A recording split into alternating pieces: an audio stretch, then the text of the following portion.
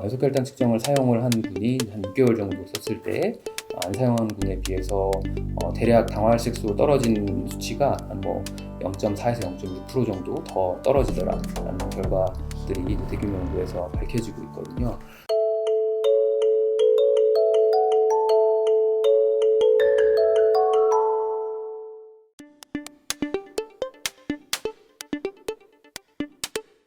최근에 보니까 연속 혈당 측정이나 네. 인공췌장에 대한 소식들도 제가 들었거든요. 네네.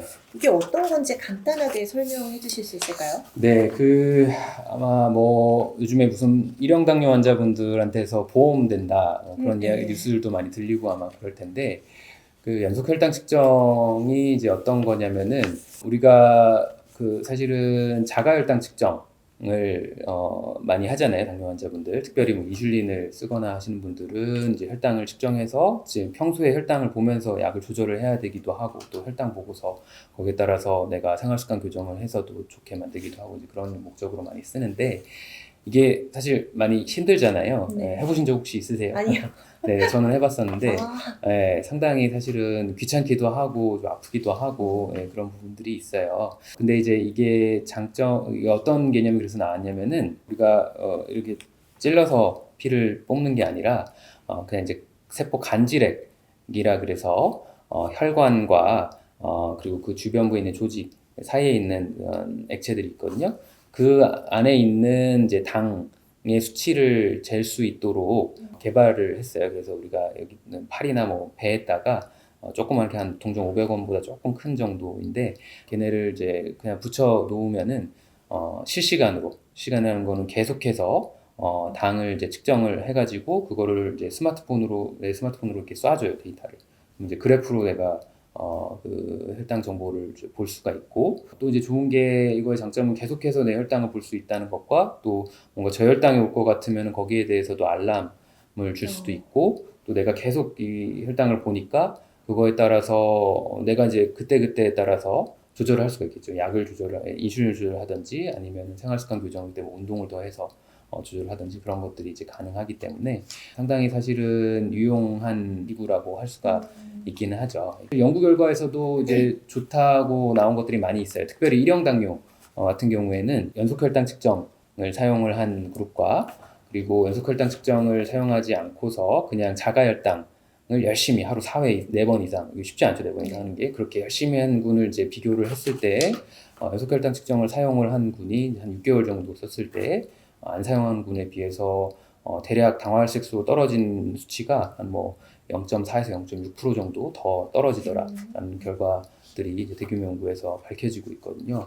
그래서 이게 이게 0.4%, 0.6%더 떨어졌네라고 할 수는 있지만은, 사실 이게 무슨 다른 약을 써가지고 떨어뜨린 것이 아니고, 게다가 이제 비교한 군이 하루 4번 이상 열심히 이제 측정을 했을 때랑 비교를 한 거기 때문에 현실적으로는 그렇게 측정할 수 있는 사람이 많지가 않은 부분들이 있어서 실제로 적용을 했을 때는 훨씬 더 효과가 더 많을 거라고 일단 전문가들은 생각을 하고 있어서, 그런 부분들에 있어서 장점이 좀 있을 것 같고요. 그리고 이제 이형 당뇨 같은 경우에는 여기서도 이제 연구 결과들이 좀 많이 있는데, 조금 결과가 일치되진 않는 부분들이 좀 있기는 해요. 그래도 좀 대표적인 연구로 좀 말씀을 드릴 수 있는 거는, 여기서도 이제 1형 당뇨와 비슷하게 인슐린을 이제 다회 투여하고 있는 2형 당뇨 환자분들을 대상으로 해서 연속 혈당 측정군이랑 또 자가 혈당 4번 이상 열심히 한 군 비교를 했을 때, 여기서도 상당히 잘 떨어졌어요, 2형 당뇨 환자분들에서.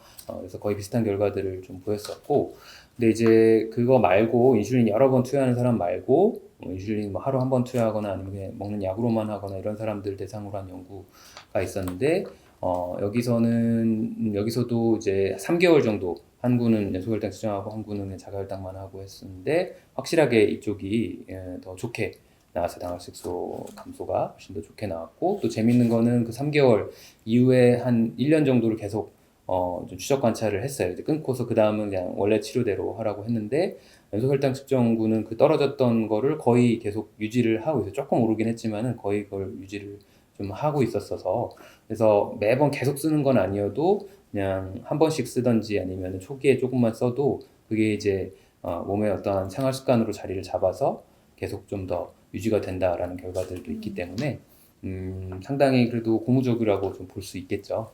예. 이제 문제는 사실은 비용이 아직은 좀 많이 나가서 그것 때문에 못 쓰고 있는 부분들이 좀 많긴 하고요. 대신 그래도 일형 당뇨병 환자분들 같은 경우에는 이제 보험 적용이 금년부터 되고 있어요. 되고 있어서 약 70% 정도는 보험으로 적용을 받을 수가 있기 때문에 그래도 전보다는 좀 부담 덜하게 사용을 할 수가 있다는 점이 있겠죠. 예.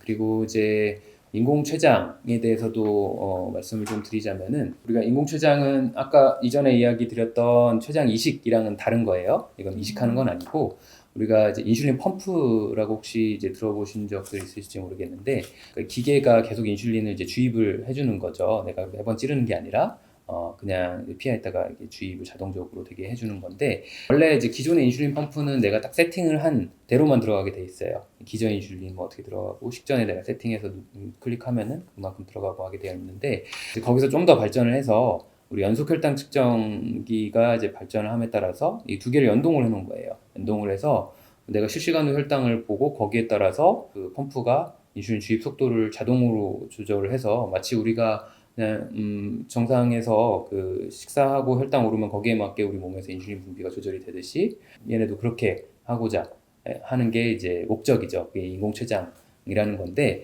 아직까지는 그 완전히 완전화된 인공췌장, 그러니까 내가 뭐 아무렇게 상관없이 뭐 계속 조절되는 거는 연구 단계에 있는 정도긴 하고 그래도 연구도 상당히 많이 발전이 돼 있긴 해요. 지금 이제 시중에서 사용을 하고 있는 인공췌장이라고 할 수 있는 거는 그 정도 단계까지는 아니고 이제 공복 혈당만 좀 조절을 좀 해주고 얘네가 저혈당에 빠지기 전에 미리 알아서 양을 줄여주거나 중단을 하거나 이제 그 정도의 개념에만 현재까지 나와 있는 상태인데 멀지 않은 시점에서 더 좋은 버전의 인공췌장들도 아마 나올 거라고 생각하고 있습니다.